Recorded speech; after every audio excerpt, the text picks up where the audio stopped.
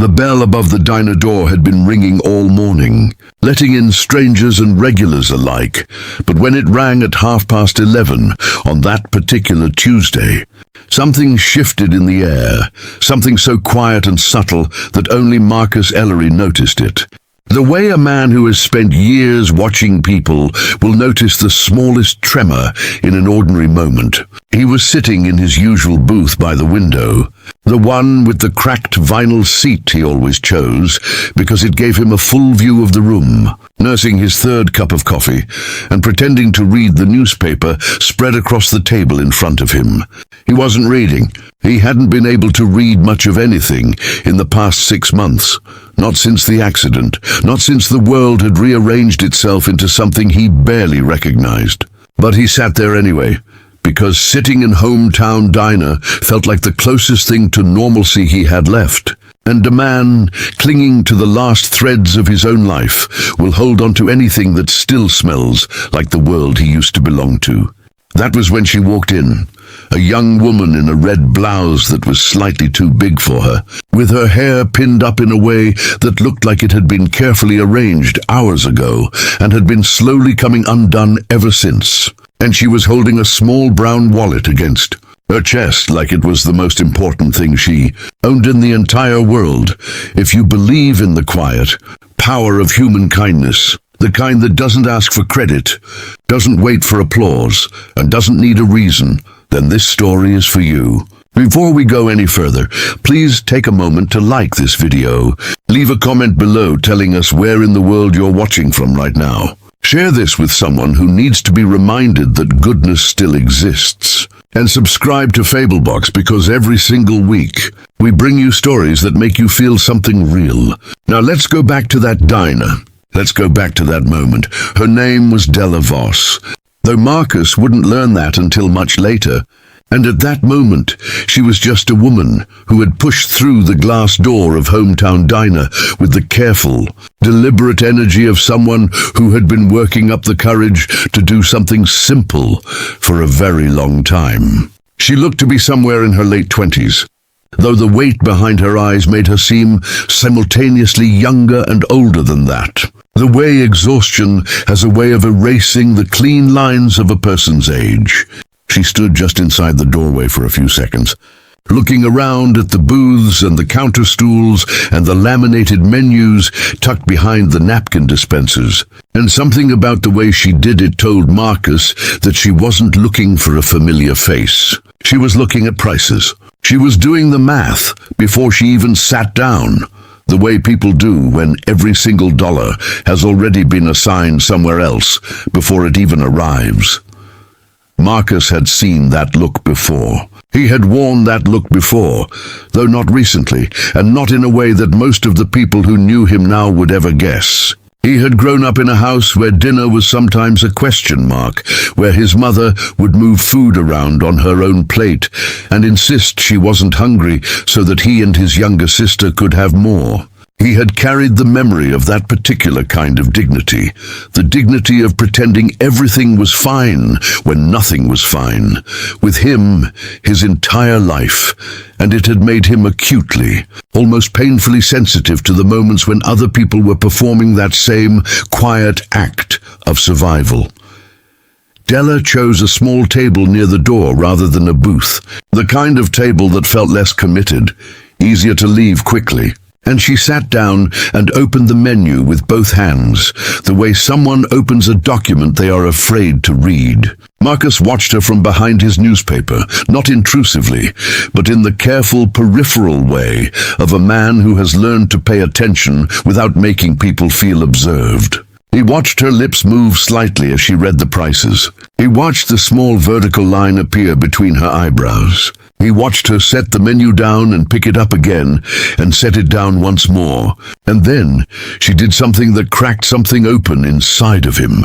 She opened her small brown wallet under the table, below the edge of the tabletop, where no one could easily see. And she counted what was inside, and whatever she counted wasn't enough. Because she closed the wallet slowly and held it against her chest, and looked out the window with an expression that was working very hard not to be what it actually was. which was devastated. Carol, the waitress who had been working at Hometown Diner for longer than most of the furniture, came over with her pad and her pen and her practiced cheerful smile, and she asked Della what she could get for her. And Della looked up at Carol with a brightness in her eyes that was almost convincing, almost entirely a performance, and she said something Marcus could just barely make out. She said she was sorry. She had just realized she couldn't afford the meal, and she was going to go. She said it with such careful, composed politeness, such excruciating effort to make it sound like a minor inconvenience, rather than the small personal catastrophe it clearly was. And then she stood up, tucked the wallet into her pocket, pushed the chair in neatly behind her and walked toward the door. Marcus Ellery put down his newspaper. He had not acted impulsively in a very long time. Since the accident, since the months of recovery, and the long, quiet stretches of sitting in rooms, trying to remember who he was before, he had become a man who thought carefully before doing anything, who weighed consequences, who was afraid of the unexpected. But watching Della walk toward the door with her shoulders held carefully straight and her chin slightly lifted in the way of someone who refuses to let themselves fall apart in public, he did not think. He simply moved. He got up from his booth and crossed the diner in a few long strides, and he put his hand gently, briefly, on the doorframe beside her, not blocking her path, just creating a pause. Just making a moment where there had been about to be none, and he said, not loudly, not in a way that could have embarrassed her, but quietly, right at the edge of her hearing, that she should please come and sit back down. Della Voss had been having the kind of month that people don't usually talk about in polite conversation, the kind that leaves marks that aren't visible, but that change the way a person moves through the world. It had started 43 days earlier, when her landlord had called to tell her that the building where she rented her small, one-bedroom apartment had been sold to a development company and all tenants were required to vacate within 60 days. She had sat on the edge of her bed after that phone call for 40 minutes without moving. She had a daughter, a 6-year-old named Bria, who had her father's eyes and her mother's stubborn sense of wonder.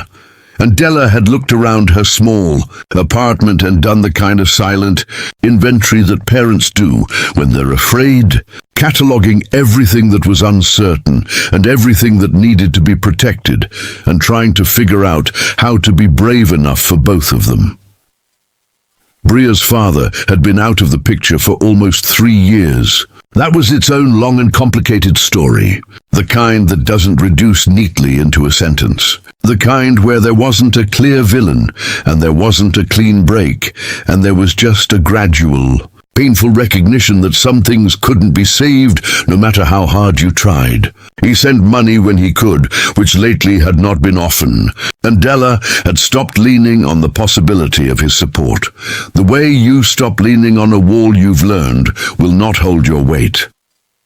She had a job at a print shop 3 blocks from her apartment, and she was good at her job, genuinely good at it, with an instinct for design and color that her boss had recognized and relied on. But the pay was not generous, and the hours had been cut recently because business had been slow. When Della sat down at her kitchen table at night after Bria was asleep and spread all her numbers out in front of her, the distance between what came in and what needed to go out was a gap she could not close, no matter how many different ways she arranged the figures.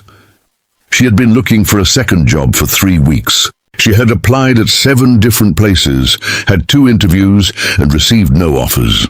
She had borrowed what she could from her sister, who was also not flush, and had felt the particular shame of that borrowing settle into her bones like something she couldn't entirely wash off. She had cut everything she could cut and started buying the cheapest versions of everything and eating less herself so that Bria always had enough. So that Bria's lunch bag was always full, so that Bria never once had reason to suspect that anything was anything other than fine. On this particular morning, Della had dropped Bria at school and then gone to a job interview at an office supply company that had been promising enough to make her heart do something cautious and hopeful during the drive over. The interview had gone well, well enough that the manager had shaken her hand with both of his at the end and told her she'd be hearing from them very soon. She had walked out feeling something she hadn't felt in a long time, something dangerously close to relief. She had walked past Hometown Diner on the way back to her car, and through the window she had seen people sitting in the warm light with plates of eggs and toast and cups of coffee. And she had thought, with a small and perhaps reckless generosity toward herself, that she would go in. She had told herself she would just have the soup or maybe a grilled cheese, something from the low end of the menu. She had gone in feeling almost like a person who was allowed to do something nice for herself, and then she had opened the menu and looked at the prices and opened her wallet and felt the familiar cold. Arithmetic of her life reassert itself. She understood clearly and without room for negotiation that she could not. Not today, not this week. And so she had done the only dignified thing she could think to do, which was to leave quietly and not make a scene about it. She had not expected a man to put his hand gently on the door frame and ask her to stay. She looked at him when he spoke, with a wariness that was also, underneath, a kind of startled hope. He was tall, with dark hair, and the kind of face that had recently been through something. She could see it in the slight hollowness of his cheeks, the careful way he held himself, like someone relearning how to occupy space with confidence. He was not doing anything threatening. He was just standing there very quietly with an expression on his face that was so undefended and so simply human that it caught her off guard. He told her that he was sitting alone and that he had more food in front of him than one person could reasonably eat, a small and gracious lie that she recognized as a small and gracious lie. And he said it with such a lack of performance, such an absence of the self-congratulatory quality that sometimes accompanies acts of generosity, that she found herself not immediately saying no. He said he knew this was unusual and she should absolutely refuse if she wanted to, and that he wouldn't be offended, but that he would feel better about his morning if she would come and sit down and eat something. She stood there for a long moment. The door was right there.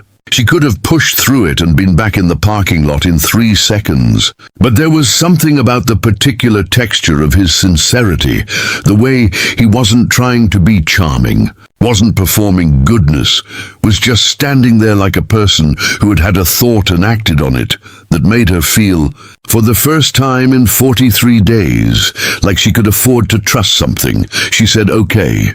She walked back to his booth. She sat down. His name was Marcus Ellery, and he told her this right away, because he understood instinctively that names matter, that being known by name is the first small return of dignity in a moment that has required some surrender of it. He gestured to Carol, who was already on her way over, and he told Della to please order whatever she wanted, and he said it without a flicker of anything that was not exactly what it seemed. She ordered the soup and a grilled cheese. He did not comment on this or press her to order more, because he understood something about people who have been managing carefully for a long time. They will order small, even when they have permission to order more, because their whole nervous system has reorganized itself around the practice of restraint. He just nodded and topped up his coffee and asked her with genuine interest what had brought her out this morning. She told him about the interview, not about the eviction notice or the sleepless nights or the wallet math. She told him about the interview because that was the part that still felt like something good, and she wanted to hold on to the good part a little longer. She told him the manager had shaken her hand with both of his, and her voice had a small, careful brightness in it as she said this, like someone holding a match in a light wind. Marcus listened. He was a very good listener, the kind who doesn't rush to fill the pauses, who lets the person talking feel that what they're saying is the most important thing currently happening in the room. And Della felt something loosen slightly inside her chest as she talked. Something that had been held very tight for a very long time. He asked about the job, what it was, what drew her to it. She said it was an office manager position with benefits, and she said the word benefits with a particular emphasis that told him everything he needed to know about how long she had been without them. She said it would be a real step up, and she was trying not to want it too much, because wanting things too much had started to feel dangerous, like something she could no longer afford to do. He nodded at that. He understood it in a way that was not theoretical. The food came, and she ate it with the particular concentrated gratitude of someone who has not had enough lately, quietly and without self-consciousness, and Marcus did not look at her in a way that made her feel observed. He talked about the diner. He said he came every morning, that Carol made the best coffee in a 40-mile radius, which was either a strong recommendation or a commentary on the radius. And this made Della laugh. A real laugh, the kind that surprised her because it had been a while since one had arrived so unexpectedly. She asked what he did, and he paused carefully, the way people pause when the answer to a question is currently in the process of being rewritten. He said he had been an architect. She said had been, not is. And he said yes, had been. He said there had been an accident 6 months ago. Said it lightly, in the way people say heavy things when they've been carrying them long enough to have learned to minimize the weight in conversation. He said his hands were still recovering, and the rest of him was still recovering in ways that were harder to describe. He said he had come back to this diner every morning because it was the one thing in his day that felt entirely familiar.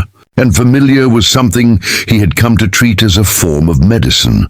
Della looked at him across the table and felt the strange, slightly vertiginous experience of recognizing someone, not knowing them, but recognizing the particular shape of their situation, the particular landscape of trying to keep going when the ground has shifted without warning. She said she was sorry about the accident, and she meant it in the full way you mean something when you know firsthand that an accident doesn't just happen to your body, it happens to your whole life, your future, the version of yourself you were in the middle of becoming. They talked for almost an hour. It was the kind of conversation that happens rarely, where two strangers recognize each other across the usual distances and something drops away. Some social scaffolding that usually takes months to erode. And they're just two people talking honestly in the warm light of a Tuesday morning. She told him about Bria. She showed him a photo. A 6-year-old with huge brown eyes and a gap-toothed grin, holding a drawing of what appeared to be either a horse or a very confident dog. Marcus laughed and said it was clearly a horse, and Della said she thought so too, but Bria had insisted it was a portrait of their neighbor's enormous cat. This made them both laugh, and the laughter felt like something the morning had been quietly building toward. He asked what Bria was like.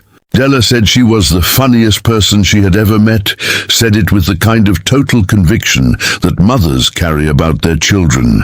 She said Bria could walk into a room in a bad mood and within 10 minutes have reorganized the emotional temperature of the entire space without even trying. Marcus listened, and she could see something happen behind his eyes. A warmth, an aliveness that he hadn't quite had before she started talking about her daughter. At some point, Carol refilled both their coffees without being asked, which was a small act of grace that neither of them commented on, but both of them felt. Marcus told her more about the accident. A car, a rainy night, an intersection he'd driven through 100 times. He said the harder thing had been the loss of his work, the not knowing whether he would ever draw again the way he used to, whether his hands would ever have the precision and steadiness that architecture required.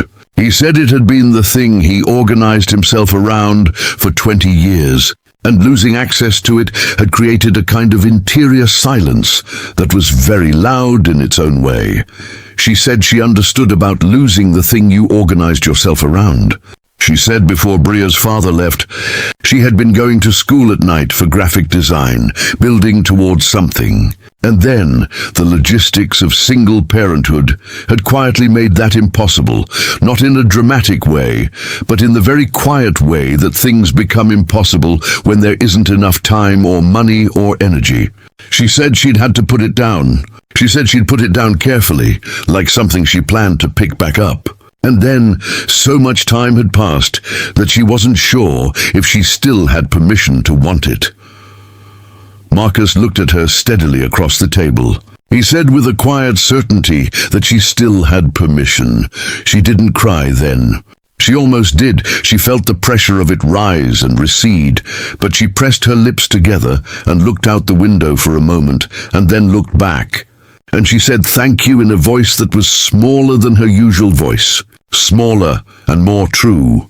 When she finally looked at her phone and realized how long they'd been sitting there, she stood up and reached into her pocket, working through the particular complicated arithmetic of accepting kindness when you're not sure you're allowed to. And she looked at him and said she needed to at least leave the tip. He told her that Carol had already been taken care of. He had settled everything while she was in the restroom.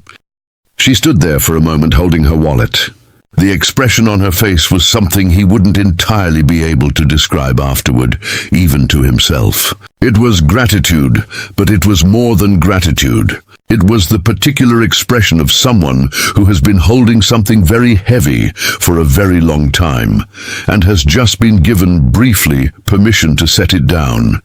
She said she didn't know how to thank him. He said the conversation had been more than enough, and he meant it, because it was honest. He had been sitting in this diner for 3 months, trying to remember who he was before everything changed, and something about the last hour had reminded him, not completely, not all the way, but enough. Reminded him that he was a person who cared about people, who paid attention, who could still do something good in an ordinary morning, and that this still counted for something. At the door, she turned back. She said she hoped his hands healed. She said she meant it. He could tell she meant it. Then she was gone, and the bell above the door rang once. And Marcus sat back down in his booth and felt something he hadn't felt in a long time, that the morning had been worth something. Della sat in her car in the parking lot for a few minutes before she drove away. She didn't cry yet. She was a person who had gotten very good at not crying in front of other people, and very good at choosing when and where to let herself feel things. She sat with her hands on the wheel and looked at the front of the diner and thought about the last hour. She thought about a stranger who had looked at her without pity, and this was important to her.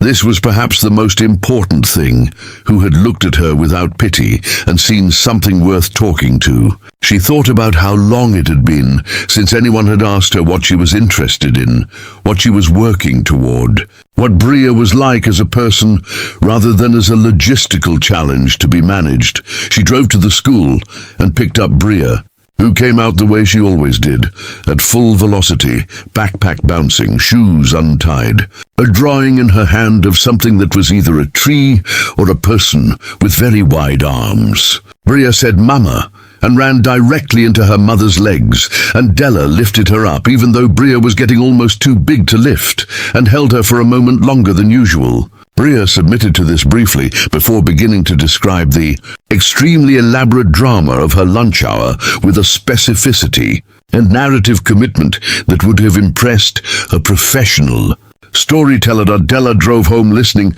to her daughter talk and felt the specific gratitude of a person who has been reminded of what they're doing. All of this for 2 days later, her phone rang. It was the office supply company. She got the job. Benefits and everything. She sat down on the floor of her kitchen when she hung up. She sat there for a full 5 minutes. Then she cried, really cried, the kind that has been waiting a long time for permission. The kind that comes when the thing you've been bracing against suddenly becomes the thing you no longer have to brace against. Bria came in and found her on the kitchen floor and said, "Mama, why are you sitting there?" And Della said she was just so happy. And Bria considered this for a moment with her enormous brown eyes, and then sat down on the floor next to her and put her small warm hand over her mother's hand and said, "Okay." And that was somehow exactly right. It took Della a week and a half to go back to Hometown Diner. She had thought about going back sooner, had thought about it several times, but she'd been busy with the new job orientation and with apartment hunting. She still had to find a new place before the 60 days were up.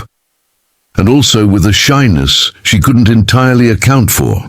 A shyness that had something to do with the fact that what had happened in that diner had mattered to her in a way she wasn't sure how to carry back into a second meeting. But she went back on a Thursday morning before her shift started, and Marcus was there.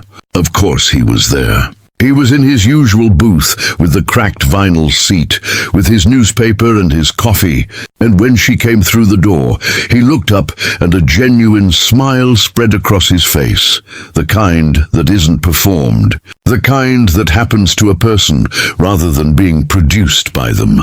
She slid into the booth across from him and told him she got the job. And he said, and she would remember the exact quality of how he said this for a very long time, he said he knew she would. He said it simply and with complete confidence, like a fact, like something that had never been in question.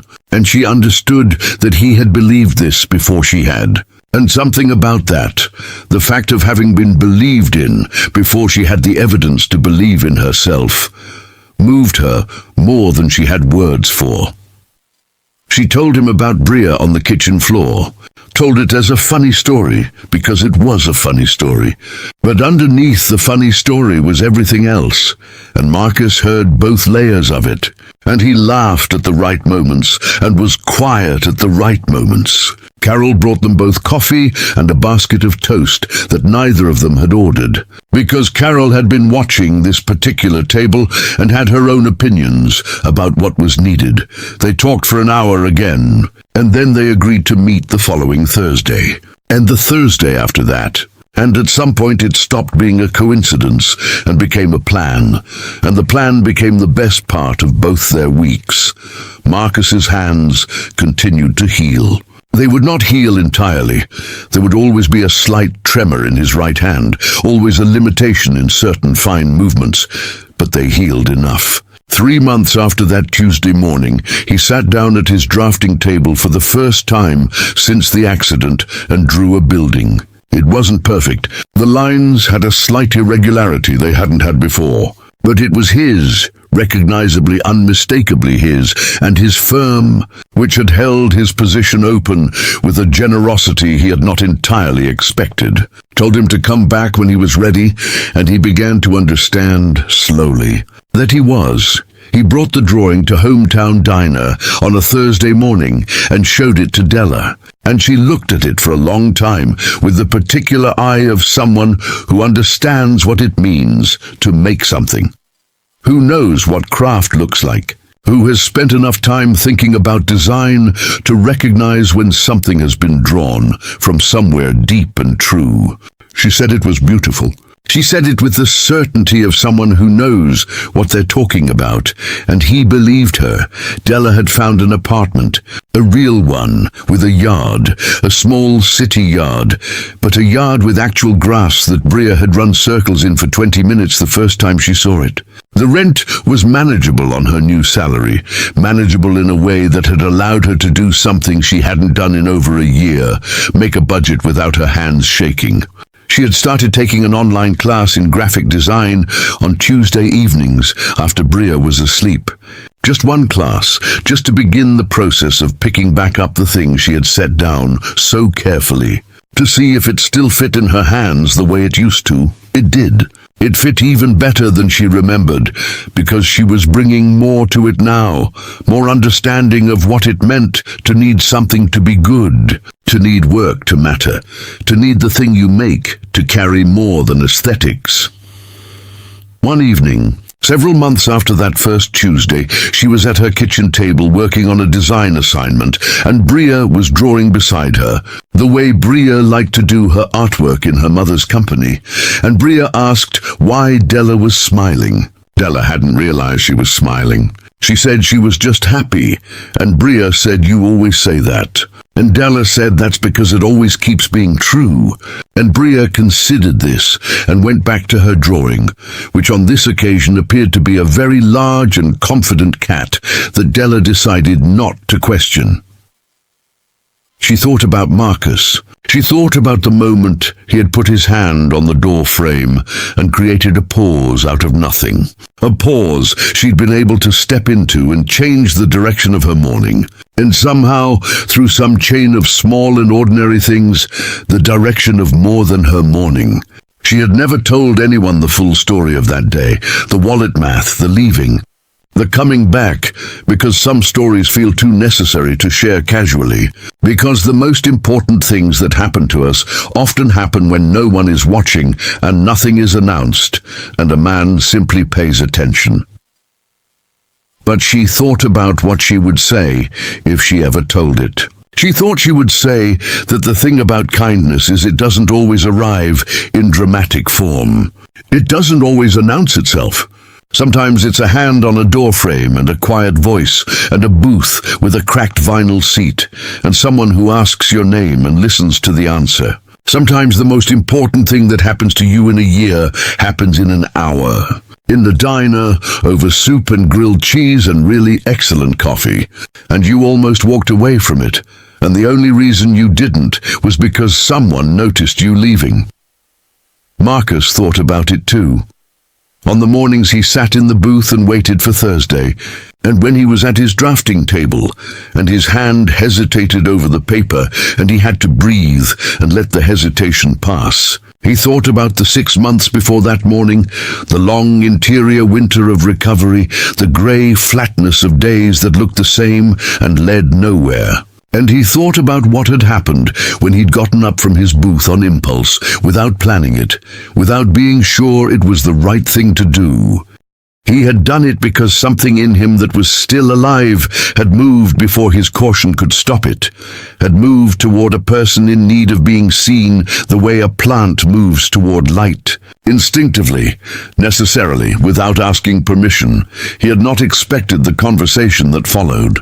He had not expected to spend an hour being reminded, by a woman he'd never met, of the things about himself that had gone quiet in the aftermath of the accident, his curiosity about people, his ability to be present, his capacity for the particular kind of attention that makes other people feel like their story matters. He thought, the smallest acts contain the largest things. He thought, you will never know when you get up and cross a room toward a stranger what you are walking toward. You will only know what you were brave enough to move.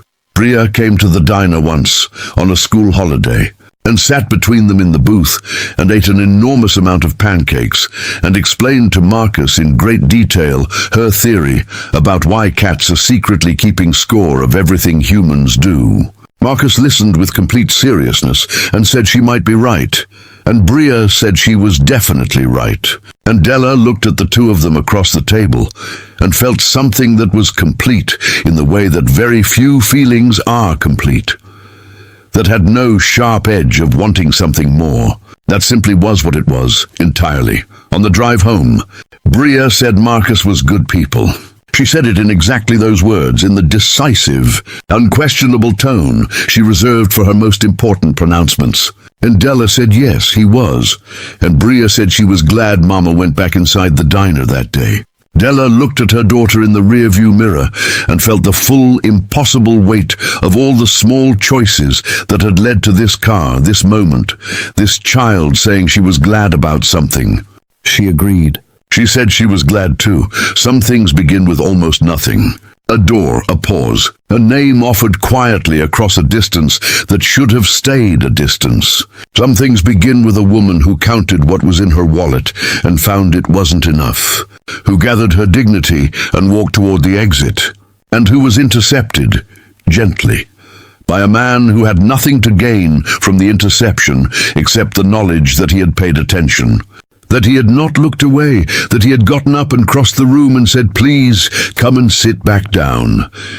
She came back. He was there. Carol brought coffee.